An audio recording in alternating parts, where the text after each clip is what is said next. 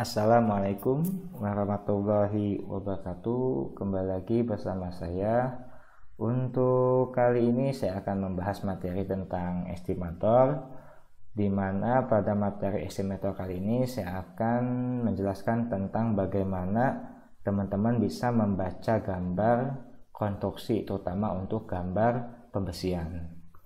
Pada materi estimator sebelumnya juga saya pernah membahas tentang materi pembesian, tetapi materi tersebut difokuskan atau dibahas mengenai bagaimana menghitung volume kebutuhan besi yang dihitung berdasarkan tabel SNI maupun dengan rumus biasa. Nah, teman-teman silakan jika ingin mempelajari bagaimana menghitung kebutuhan besi berdasarkan tabel SNI maupun rumus biasa, silakan dilihat di tutorial estimator saya sebelumnya. Kemudian untuk materi ini atau tentang membaca gambar di gambar pembesian itu teman-teman harus mengetahui kode-kodenya gitu kan, karena ini adalah syarat utama teman-teman bisa menghitung pembesian. Karena jika teman-teman tidak bisa membaca gambar pembesian, maka teman-teman akan mengalami kesulitan dalam menghitung pembesian. Nah, dalam pembesian tersebut di mana ada kode-kodenya yang biasa teman-teman harus ketahui. Untuk jenis besi polos itu memiliki kode seperti ini. Saya zoom dulu. Kodenya itu adalah bentuk lingkaran atau 0 yang dikasih garis tengah. Kalau ini di dalam simbol matematika disebutnya himpunan kosong. Jadi besi polos ini dikodekan dengan himpunan kosong. Kemudian untuk besi ulir itu diberi kode D. Jadi untuk polos, besi polos itu himpunan kosong, kemudian besi ulir D. Nah, lalu selanjutnya adalah cara-cara penulisan contoh kode besi. Kalau yang ini kan simbolnya. Kalau penulisannya, misalnya di sini saya memiliki tulangan utama dan juga tulangan begel atau sengkang. Di sini ada contoh-contoh kode penulisannya. Misal ditulis seperti ini, 5 himpunan kosong 8. Artinya 5 di depan ini menandakan jumlah besinya, himpunan kosong ini menandakan bahwa itu adalah jenis besi polos, dan 8 di depan ini adalah, atau 8 di depannya himpunan kosong ini adalah menandakan diameter besi yang digunakan. Jadi 5 atau misalnya saya sebut angka, kode angka, artinya angka di depan untuk jumlah, kemudian kodenya menandakan jenis besinya jenis besi apa, kemudian angka di belakang yang paling ujung ini menandakan diameter besinya berapa. Misal ditulis seperti ini, artinya 5 buah besi berjenis polos berdiameter 8 mili. Jadi besi polos diameter 8 mili berjumlah 5. Lalu selanjutnya misal ada tulisan seperti ini, 10D13. Artinya 10 buah besi jenis ulir, karena D ini ada ulir, dengan diameter 13 mm. Nah, untuk penulisannya seperti ini. Lalu ada juga contoh yang biasa digunakan dalam penggambaran sengkang atau begel. Misalnya kode angka strip angka. Kode angka strip angka. Misalnya gambar seperti ini, himpunan kosong 8 strip 100. Artinya jenis besi polos diameter 8 mili dipasang dengan jarak 100 mm. Jadi ini adalah jarak. Jadi ini adalah jenis besinya, 8 ini adalah diameter besinya, strip. Kemudian ada angka ini menunjukkan jarak pemasangan besinya. Lalu contohnya di sini D10-150, artinya jenis besi ulir berdiameter 10 mm min 150. dipasang dengan jarak 150 mm. Ingat satuannya milimeter. Jadi diameter besi ulir ukuran 10 mm strip angka dipasang dengan jarak 150 mm. Nah, jika teman-teman sudah paham penulisannya seperti ini akan mempermudah teman-teman dalam pembacaan gambar pembesian. Saya kasih contoh seperti ini. Misalnya saya memiliki contoh gambar. Ini adalah gambar pancang. Nah, tiang pancang ini memiliki gambar seperti ini. Kemudian tiang pancang ini juga pasti memiliki pembesian. Lihat, ada tanda titik hitam.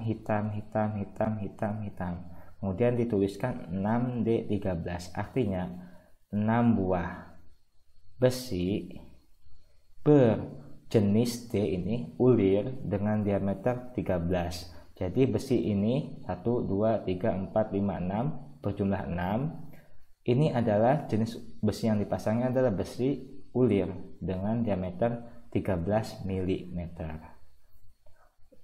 Lalu ada juga lingkaran. Di sini kan tandanya sih. Nah, lihat panahnya itu menunjukkan ke lingkaran kecilnya, yaitu begal atau sengkangnya berbentuk spiral, yaitu yang mengikat tulangan-tulangan utama ini dengan kode himpunan kosong 10 strip 100. Artinya begal yang digunakan berbentuk spiral dengan jenis besinya itu adalah besi polos berdiameter 10 mm yang dipasang dengan jarak 100 mm. Lalu saya lanjut lagi. Ini ada tipe balok. Tipe balok kebetulan balok ini berkode CL61. Ini adalah nama baloknya ya. Jadi ini bisa dihiraukan. Nah, pada balok itu biasanya teman-teman menjumpai sebuah gambar yang bertulisan tumpuan lapangan. Apa sih tumpuan dan lapangan? Sebelum saya jelaskan, saya akan mengartikan seperti ini. Nah, tumpuan adalah wilayah baik kolom atau balok yang berdekatan dengan pangkal atau ujung. Jadi tumpuan bagian yang paling dekat dengan pangkal atau ujung. Panjangnya itu 1/4 ukuran panjang kolom atau balok. Kemudian yang dimaksud dengan lapangan adalah bagian tengah kolom atau balok. Jadi bagian dari bentang panjangnya kolom atau balok. Jadi misalnya ada suatu balok, itu bagian tengahnya disebut itu adalah lapangan, dan bagian pangkalnya disebut tumpuan. Di mana untuk tumpuan itu jaraknya adalah 1/4 ukuran panjang kolom atau balok tersebut. Kemudian untuk lapangan yaitu bagian tengah dengan ukuran setengah ukuran panjang kolom atau baloknya. Nah, jadi kenapa di gambar balok atau maupun kolom sering dijumpai ada pembagian dua pembesian seperti ini, ada tumpuan, ada lapangan. Dan biasanya pembesian antara tumpuan dan lapangan bisa sama, tumpuan sama lapangan itu bisa sama-sama pembesiannya serupa, bisa juga berbeda. Nah, misalnya kita baca lagi tumpuan, dimensinya 300 kali 1000, berarti sisi yang paling pendek adalah 300 mili, sisi yang paling panjang atau tingginya atau tebalnya adalah 1000 mm. Tulangan atas. Nah, jika teman-teman melihat balok seperti ini, itu biasanya dibagi menjadi tulangan atas, tulangan tengah atau tulangan samping, dan ini tulangan bawah. Dan juga yang mengikatnya ini adalah begal atau sengkang, di mana ada kodenya. Untuk tumpuan kita fokus pada tumpuan. Tulangan atas 6D13, berarti artinya 6 buah besi dengan jenis ulir berdiameter 13. Kita hitung 1, 2, 3, 4, 5, 6. Nah, ini ada 6 buah besi. Nah, besi yang dipasang ini nanti adalah besi ulir berukuran atau berdiameter 13 mm. Kemudian ada tulangan samping atau tulangan tengah dengan 4D10, artinya 4 buah tulangan dengan jenis D, kebetulan ini kodenya D, yaitu ulir 10 berdiameter 10 mili. Kita lihat 1, 2, 3, 4. Nah, besi 4 buah ini dipasang dengan jenis ulir berdiameter 10 mm.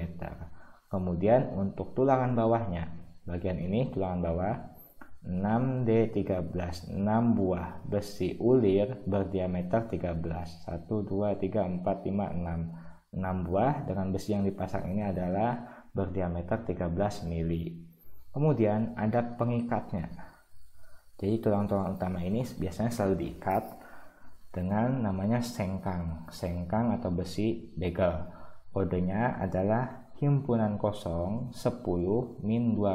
Berarti jenis besinya yang digunakan adalah besi polos berdiameter 10 mm dipasang dengan jarak 200 mm. Nah, lalu untuk tumpuan dan lapangan kebetulan kode pembesiannya sama. Untuk tulangan atas 6D13, 6D13. Untuk tulangan samping 4D10, 4D10. Tulangan bawah 6D13, 6D13, dan sengkangnya pun sama. Himpunan kosong 10 min atau strip 200. Jadi ini pembacaannya sama. Lalu saya ada contoh lagi. Ini adalah gambar pembesian dari tangga. Lihat tangga ini gambar besinya seperti ini, lihat. Seret ada 2 lapis ya, 2 lapis. 1, 2 lapis atas, lapis bawah. Di mana lapis atas ada 2 buah besi, di mana besinya itu saling bersilangan. Lihat titik ini, arahnya misalnya ini ke Y, misalnya ini ke X, dan yang panjang atasnya itu misalnya ke Y, arah Y. Dimana kode pembesiannya misalnya ada 2 simpunan kosong 8, artinya untuk besi atas ini, untuk trap tangga ini dipasang cuman 2 buah, tetapi besi yang digunakan adalah besi polos diameter 8 mili. Nah, 2 kan 1, 2, titik 1, 2, lihat lingkarannya 1, 2. Saya besarkan. Nah, 1, 2. Kemudian untuk yang nekuk seperti ini itu kodenya itu himpunan kosong 8 min 200, artinya yang dipasang bentuk seperti ini, bentuk siku seperti ini, itu adalah besi polos 8 mili dipasang dengan jarak 200 mm. Lalu ada juga besi seperti ini. Kodenya itu himpunan kosong 8 min 200. Berarti besi yang digunakan adalah besi polos 8 mili dipasang dengan jarak 200. Jadi ini ke sini itu jaraknya 200 mili atau 0,2 meter atau 20 cm. Ini ke sini sama 20 cm. Ini ke sini sama 20 cm. Kemudian besi yang ini, yang atas bawah, itu kodenya D10-100. Besi ulir diameter 10 mm dengan jarak 150 dipasang. Jadi ini sampai ke sisinya, sini itu dipasang dengan jarak 150 mm. Lalu saya lanjut ke pembacaan gambar plat. Nah, plat ini atau dak, biasanya teman-teman ini gambar plat bentuknya seperti ini. Ada tebalnya itu 130 mm atau 13 cm. Misalnya teman-teman menjumpai pembesian plat seperti ini. Nah, pembesian plat ini biasanya dikodekan dengan LX dan LY. Gimana LX itu? Nilainya itu selalu lebih kecil atau ukurannya itu selalu lebih kecil atau sama dengan LY. Jadi misalnya ada sebuah ukuran plat 3 kali 5 meter, maka yang LX-nya itu adalah yang bentang yang paling kecil, yaitu 3 meter. Sedangkan LY 5 meter, karena saat ukuran plat tersebut adalah 3 kali 5, maka LX-nya itu adalah bentang terkecil dan LY adalah bentang terpanjang. Nah, Lalu pembesiannya misal seperti ini. Mungkin teman-teman sudah bisa membaca besinya seperti ini, tetapi ada kode lain yang harus teman-teman pahami khusus untuk pembesian model-model tumpang tindih seperti ini, dan biasanya ini bisa dijumpai di pembesian plat atau file cap. Nah, jika teman-teman lihat di sini ada gambar lurus seperti ini yang menandakan gambar besi, tetapi di sini ada simbol. Nah, simbol seperti ini kan, tanda hitam strip 2 kali, tanda hitam strip 1 kali, dimana arahnya ini yang lancipnya ke bawah, yang ini lancipnya ke atas, yang ini lancipnya ke kanan, yang ini lancipnya ke kiri. Apa artinya? Artinya di sini saya sudah menulis keterangannya. Jika ada suatu tanda bergambar lancip atau piramida seperti ini, di mana arah lancipnya ini, lihat segitiga ini kan bentuk segitiga nih, yang lancipnya ini mengarah ke kanan, ini kan ke kanan, itu menunjukkan bahwa dia adalah bagian atas. Berarti ini kan arahnya ke kanan, berarti ini adalah bagian dipasang di bagian atas. Jika arahnya ke kiri lancipnya, ini dipasang di bagian bawah. Jadi ini dipasang di bagian bawah, ini bagian atas, ini bagian bawah. Kemudian jika lancipnya itu mengarah ke bawah, itu bagian atas. Ini lancipnya ke bawah, lihat, ini bagian atas. Kemudian ini lancipnya ke atas, berarti ini bagian bawah, ini bagian bawah. Jadi jika lancipnya itu ke kanan dan ke bawah, artinya sama-sama bagian atas. Jika lancipnya itu ke kiri dan ke atas, itu artinya bagian bawah. Teman-teman udah paham kan tentang ini? Teman-teman harus pahami ke kanan dan ke bawah lancipnya itu bagian atas, ke kiri dan ke atas adalah bagian bawah. Lalu ada lagi kodenya, misal ada garis satu lapis, ini kan satu lapis, satu lapis, itu menunjukkan lapis pertama atau lapis ke-1. Sedangkan jika ada strip 2 seperti ini, menunjukkan bahwa pembesian itu adalah dipasang di lapis kedua. Misalnya saya memiliki contoh seperti ini, bentuk plat seperti ini.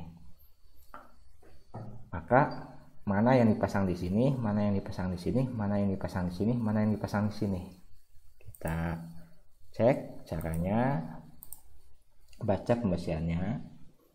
Lihat yang ini disimpan di mana? Saya kasih warnanya merah, atau jangan merah, misalnya hijau.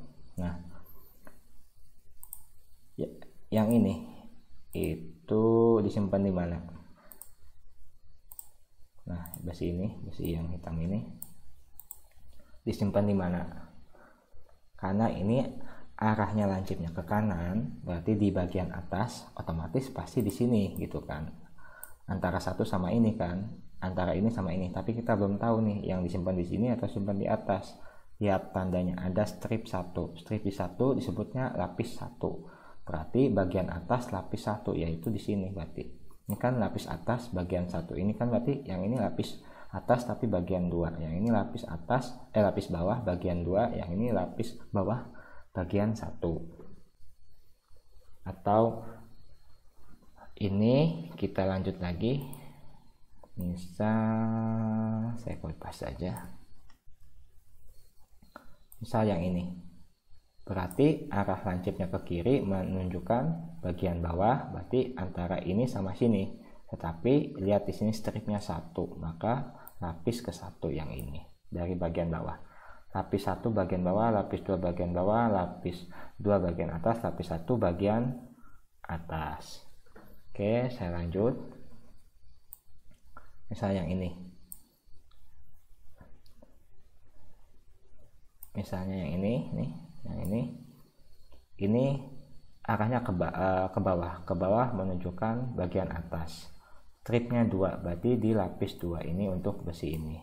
Seperti ini. Jadi kita lanjut.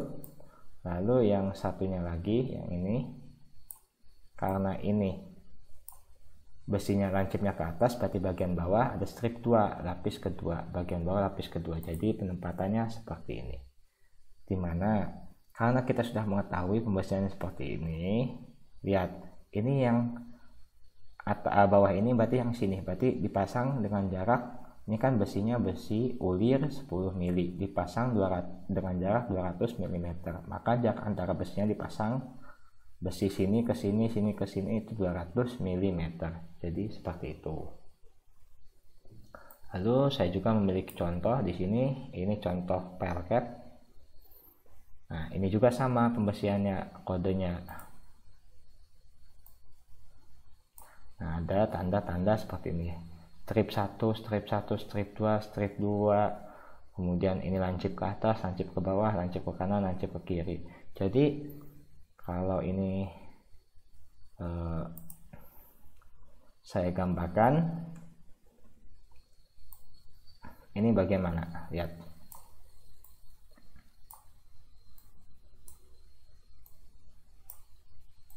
Ini, lihat yang atas ini posisinya di mana? Kalau jadi seperti ini. Ini tandanya ke bawah. Bawah artinya bagian atas. Stripnya 1 berarti bagian atas, lapis ke 1 ya ini. Kemudian ini bagian lancipnya ke atas berarti bagian bawah. Stripnya 1 berarti lapis 1 yang ini. Nah, jadi kalau teman-teman sudah memahami, jadi teman-teman tidak salah dalam perhitungan maupun pemasangan besinya. Terus yang ini kemana? Ini lihat tandanya ini ke kanan. Ke kanan artinya kemana? Bagian atas. Bagian atas strip kedua, berarti lapis kedua, ini yang ini. Nah, gitu. Lalu kita lanjut. Ini untuk yang ini ke arah kiri. Ke arah kiri itu bagian bawah, berarti ini bagian bawah, stripnya 2 berarti lapis kedua, bagian bawah lapis kedua, yaitu yang ini. Nah, jadi seperti itu untuk pembacaan besi untuk kode-kode seperti ini. Nah, lalu ada pembacaan, ini plat lagi. Kan tadi misalnya saya memiliki gambar tampak atas, ini anggap saja plat tampak atas, dimana tadi LX itu adalah panjang yang paling pendek, sedangkan LY adalah panjang yang paling panjang. Kalau misalnya saya memiliki sebuah plat dengan ukuran 3 x 5 meter, maka LX-nya yang mana? Yaitu ya 3. LY-nya itu yang mana? Yaitu yang 5, karena ini yang paling panjang. 3 sama 5 ya panjangan 5 meter gitu kan, maka ini jadi LY, yang ini jadi LX. Nah, lalu dengan posisi seperti ini pemasangan besinya berarti yang mana nih gitu kan. Kita lihat seperti ini, saya hapus dulu. Kita fokus bagian atas. Karena ini LX berarti besi yang kesini yang mana? LX, besi yang kesini berarti besi yang ini dipasang dengan jarak berapa? Ini di D10 150, berarti teman-teman jarak pembesian arah ini adalah 150 mm. Jadi antara besi ini 150 meter. Lalu yang ini arah ke LY lihat berarti yang ini itu D10 min 200, berarti jaraknya 200 mm. Nah, jadi besi ini ke sini itu 200 mm. Jadi seperti itu. Lalu selanjutnya adalah pembesian kolom. Nah, misalnya untuk pembesian kolom, teman-teman biasanya suka ada namanya kait-kait pengikat. Nah, teman-teman juga bisa melihat kalau di gambar-gambar kolom, pembesian kolom itu kadang ada gambar di tengah-tengah besi seperti ini. Kodenya misalnya ini bentuk tipe kolomnya adalah tipe K11. Ini lantai 4B sampai 5B. Kebetulan berarti digunakan ini kolom ini hanya di lantai 4B sampai lantai 5B saja. Untuk dimensinya yaitu 350 kali 550, berarti yang paling pendek itu LX, berarti 350 dikali tebalnya 550. Di mana tulangan utama? Tulangan utama berarti kan yang hitam-hitam ini disebut tulangan utama. Itu kodenya 16D16. Berarti yang hitam-hitam ini, karena ini hitam-hitam ini adalah tulangan utama, maka jumlahnya ada 16 dengan besi yang dipasang adalah besi ulir berdiameter 16 mili. Kita hitung ada 16, 1, 2, 3, 4, 5, 6, 7, 8, 9, 10, 11, 12, 13, 14, 15, 16. Benar. 16 buah. Besinya besi ulir berdiameter 16 mili. Kemudian ada sengkang. Sengkang itu yang mengikatnya. Itu D10-90. Berarti besi sengkang ini menggunakan besi ulir berdiameter 10 mm yang dipasang dengan jarak 90 mm. Tetapi di sini plus 2 kait D10-90. Nah, ini kan ada 2 kait, 1.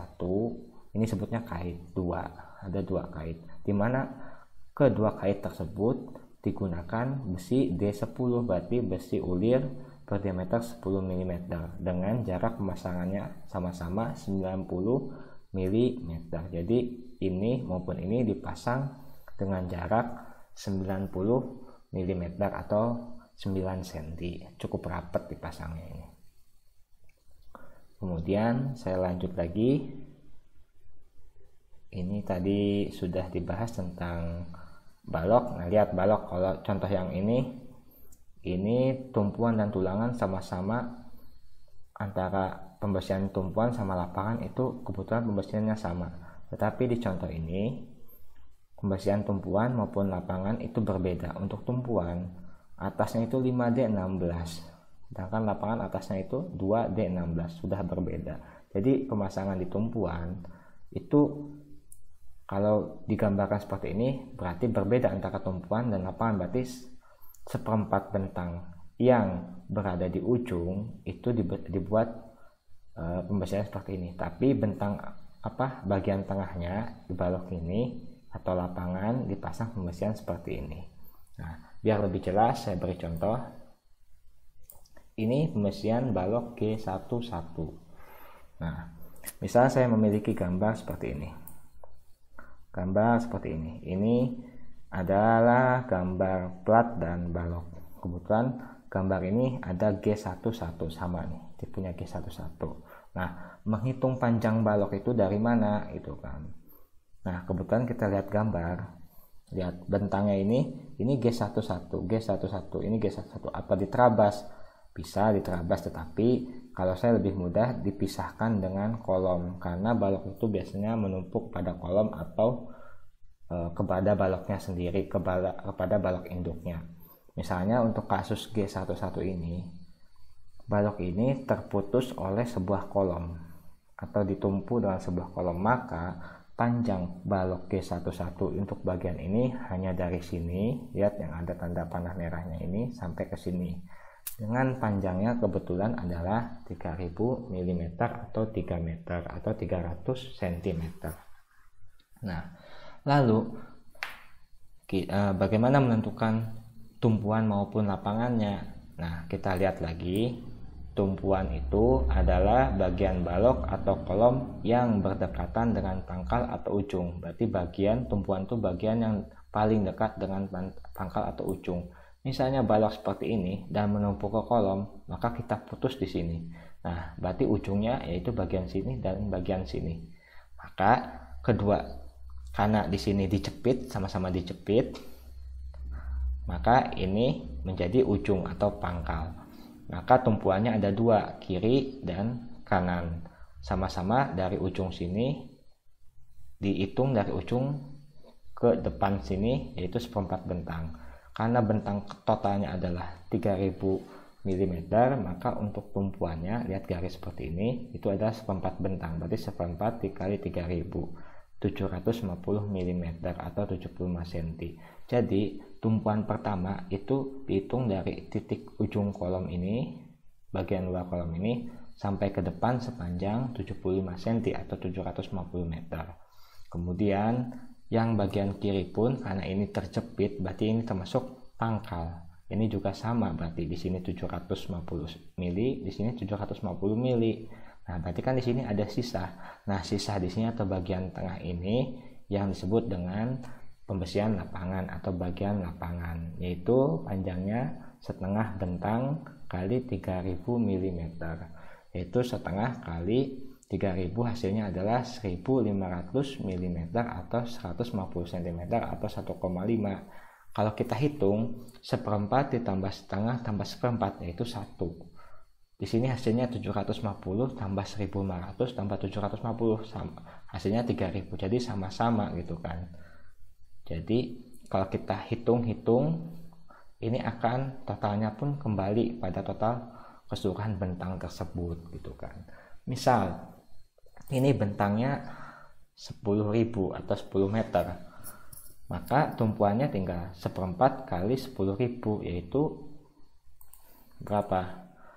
Yaitu 2500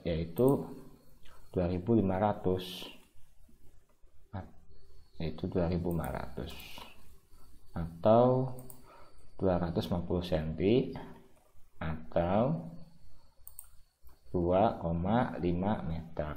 Jadi tinggal seperempat kali bentang. Jadi kita memasang besi tumpuan ini ya dari ujung ini sampai sini ya dipasang seperti ini ya, hanya sepanjang 2,5 meter aja gitu kan.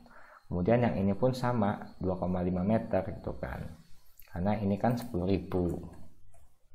Berarti ini 2.500, ini 250, dan ini 2,5. Lalu untuk lapangannya berapa? Tinggal setengah dikali panjangnya berapa? Ini 10.000. Berarti hasilnya adalah 5.000 mm atau 500 cm atau berapa? 5 meter. Jadi pembesian tumpuan dipasang sepanjang ujung ini sampai ke ini adalah sepanjang 2,5 meter. Kemudian dari ujung sini sepanjang 2,5 meter ya dipasang pembesian seperti ini. Kemudian bagian tengah-tengahnya yaitu dari titik. Berarti kalau kita lihat titik ini, titik 0 sampai 1000, 0 sampai 2500. Di sini berarti 7.500 sampai 10.000. Berarti dari bentang 2.500 sampai 7.500 dipasang pembesian lapangan seperti ini. Jadi pembesiannya tumpuan, lapangan, tumpuan dengan modelnya seperti ini. Nah, jika teman-teman memahami materi ini atau bagaimana teman-teman membaca pembesian, ini akan mudah teman-teman dalam menghitung kebutuhan besi. Nah, untuk tutorial kali ini saya harap teman-teman bisa mengerti penjelasan yang saya berikan. Sekian tutorial yang bisa saya sampaikan dan terima kasih.